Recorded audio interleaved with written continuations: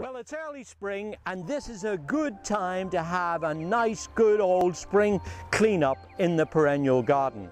As you see here, these catmints have started to put on some growth, and if you look through the plants here, you'll see the remains of last year's dead stems. These have come through the winter and now need to be clipped away. Now, if you've just got one or two plants, you can do it with a pair of pruners, and you just go through and remove this old growth that's on there. If you're like me, on the other hand, and you have several plants and not much time, then you can do it with a pair of hedging shears, and that'll work just as well. You can go through and just trim them off, going back to just the original mound, and in no time at all you'll find that the young growth will come through and disguise the remains of the dead stems that are there.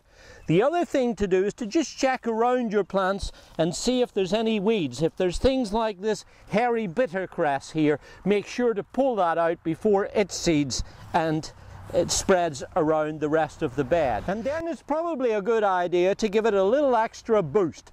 You can do that with a well-balanced fertilizer, just a handful or so. Sprinkle it around the clump, around the edge of the clump. That will get them off to a nice quick start and also help to sustain growth throughout the rest of the season.